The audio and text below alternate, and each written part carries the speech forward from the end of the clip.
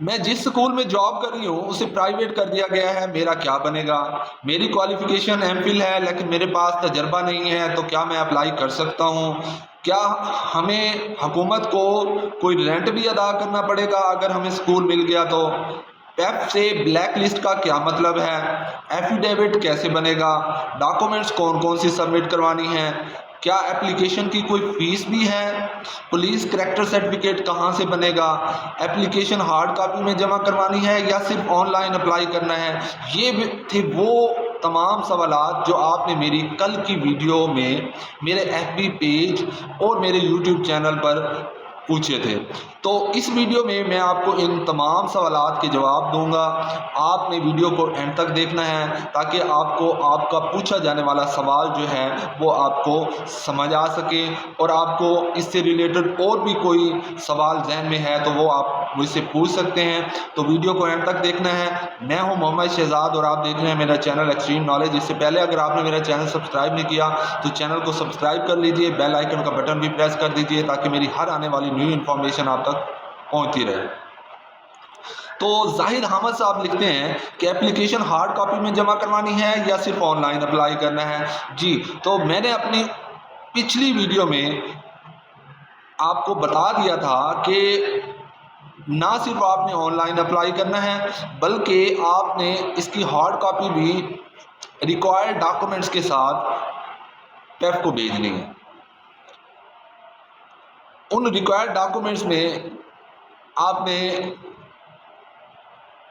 آپ کا جو ایجوکیشنل سرٹیفکیٹس وغیرہ ہیں اور آپ کی جو ایکسپیرینس سرٹیفکیٹ ہے، ایفیڈیوٹ ہے، پولیس کریکٹر سرٹیفکیٹ ہے، وہ آپ نے ساتھ لگا کے، اور جو آپ نے آن لائن اپلائی کیا ہے وہ والا فارم آپ نے ساتھ اٹیچ کر کے آپ نے دیے گئے ایڈریس کو، جو میں نے اپنی ویڈیو میں بتا دیا ہے اور اس کا لنک بھی میں آپ کو شیئر کر دوں گا ویب سائٹ کا، اس پہ آپ نے اس کو سینڈ کر دینا ہے۔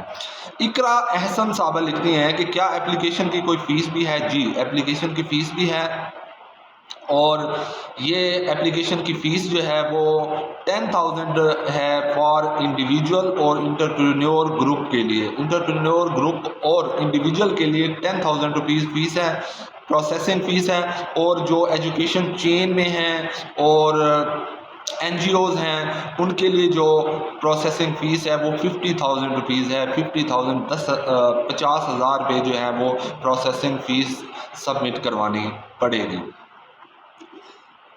کائنات لکھتی ہیں کہ یہ پولیس کریکٹر سرٹیفکیٹ کہاں سے بنے گا؟ پولیس کریکٹر سرٹیفکیٹ جو ہے وہ آپ کے نیئرسٹ جو آپ کا پولیس اسٹیشن ہے وہاں سے آپ کا بن جائے گا۔ ایکچولی یہ ایک چیک کرنا ہوتا ہے کہ ان کا کوئی کرمنل ریکارڈ ہے یا نہیں ہے۔ کرمنل ریکارڈ اگر ہوگا تو پھر اس پہ آپ کو جو ہے وہ آپ کی اپلیکیشن جو ہے وہ ریجیکٹ ہو جائے گی۔ عامر صاحب لکھتے ہیں کہ ڈاکومنٹس کون کون سی سبمٹ کروانی ہے؟ جی، ڈاکومنٹس اگر آپ نے میری ویڈیو مکمل دیکھی ہو پچھلی تو اس میں نے ڈیٹیل سے یہ بتا دیا تھا کہ کون کون سی ڈاکومنٹس سبمٹ کروانی ہے۔ اس لیے میں کہتا ہوں کہ ویڈیو کو سکپ نہ کیا کریں، ویڈیو آپ نے پوری دیکھنی ہے تاکہ آپ کو ہر سوال کا جواب مل سکے جو بھی آپ کے ذہن میں چل رہا ہوتا ہے۔ ڈاکومنٹس میں سب سے پہلے آپ نے ایجوکیشنل اپنی جو ڈاکومنٹس ہیں وہ آپ نے سبمٹ کروانی ہے، ایکسپیرینس سرٹیفکیٹ ہے، یہ جو آپ آن لائن اپلائی کریں گے اس کا جو فارم نکلے گا وہ آپ نے اس کا پرنٹ نکال کے وہ ساتھ اٹیچ کرنا ہے، ایفیڈیوٹ لگانا ہے، اور آپ نے پولیس کریکٹر سرٹیفکیٹ لگانا ہے۔ یہ تمام ڈاکومنٹس آپ نے اپنے دیے گئے ایڈریس کے اوپر آپ نے ہارڈ کاپی میں بھیج دینا ہے۔ مہوی صاحبہ لکھتی ہیں کہ ایفیڈیوٹ کیسے بنے گا؟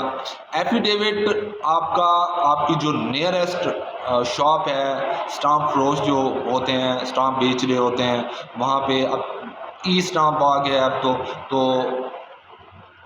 ان کے پاس آپ جائیں گے، لیکن ایک بات یاد رکھنی ہے کہ آپ نے 300 والا انہیں بولنا ہے کہ 300 والا جو اسٹامپ ہے اس کے اوپر مجھے یہ ایفیڈیوٹ یعنی بیان حلفی جو ہے وہ لکھ کے دیں. اس کا ٹیمپلیٹ جو ہے وہ ویب سائٹ کے اوپر موجود ہے، تو وہ وہاں سے آپ کاپی کر کے اس 300 والے اسٹامپ پیپر کے اوپر لگا دیں گے اور پیسٹ کر دیں گے، اور اس کا جو ہے وہ آپ پرنٹ لے کے وہ بھی آپ نے اپنی ڈاکومنٹس کے ساتھ لگانا ہے.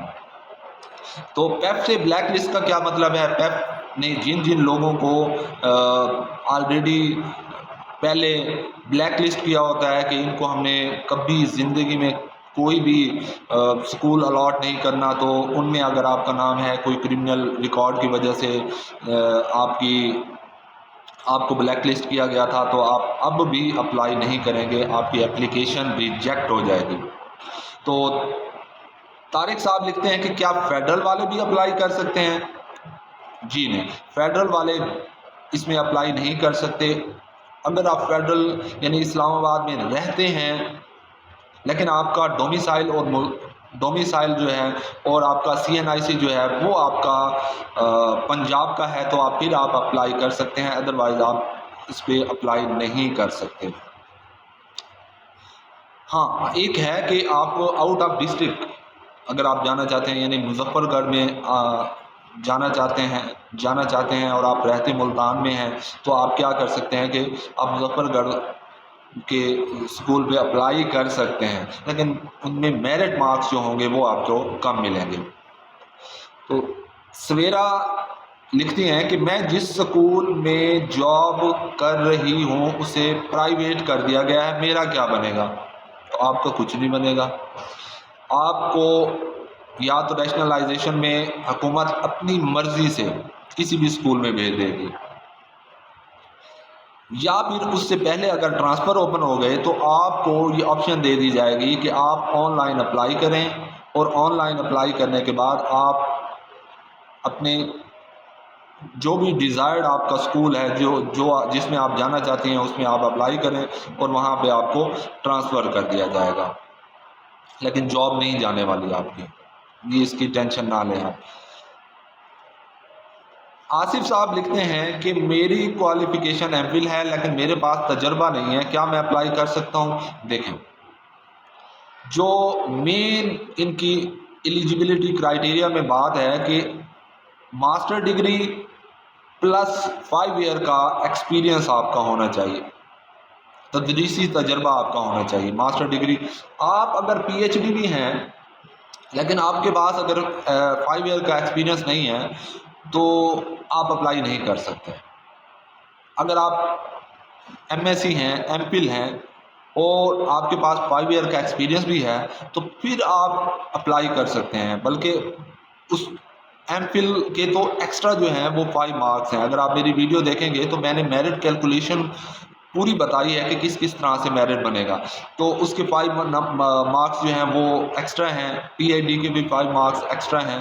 تو لیکن MSc پلس 5 ایئر ایکسپیرینس جو ہے وہ اس کی جو رینج ہے وہ یہ ہے کہ یہ آپ کے پاس ضرور ہونا چاہیے. بینی صاحبہ لکھتے ہیں کہ کیا ہمیں کوئی رینٹ وغیرہ بھی حکومت کو ادا کرنا پڑے گا اگر ہمیں اسکول مل گیا تو آپ کو حکومت کو جو بلڈنگ حکومت آپ کو فراہم کر رہی ہے کسی قسم کا کوئی رینٹ ادا نہیں کرنا پڑے گا. اس کے اندر فرنیچر ہے، اس کے اندر پنکھے ہیں، موٹر ہے، پوری بلڈنگ ہے، آپ کو یہ حکومت کی طرف سے دیا گیا.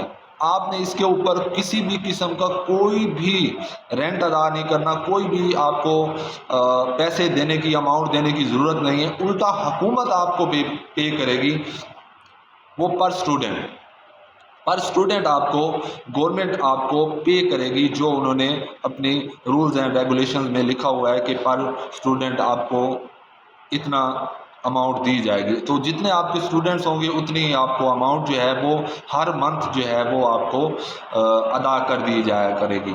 تو اسی میں سے ہی آپ نے اپنے تمام ایکسپنسز کرنے ہوں گے. آپ نے اپنی ٹیچرز جو آپ نے ہائر کی ہوں گی ان کو آپ نے پے کرنا ہے، آپ نے بجلی کے بل بھرنے ہیں، آپ نے اور کسی قسم کا بھی ایکسپنسز ہیں تو انہی میں سے ہی آپ نے وہ ایکسپنسز کرنے ہوں گے.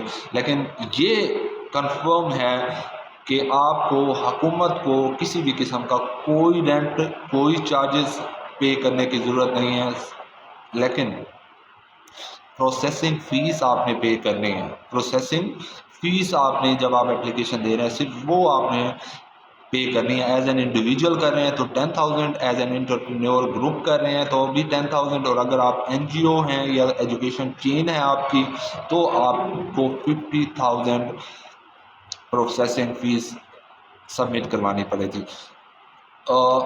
یہ تھے وہ سوالات جو آپ نے مجھ سے میری پچھلی ویڈیو میں پوچھے تھے۔ ہوپس ہو کہ آپ کو آپ کے تمام کوسچنز کے آنسر مل گئے ہوں گے۔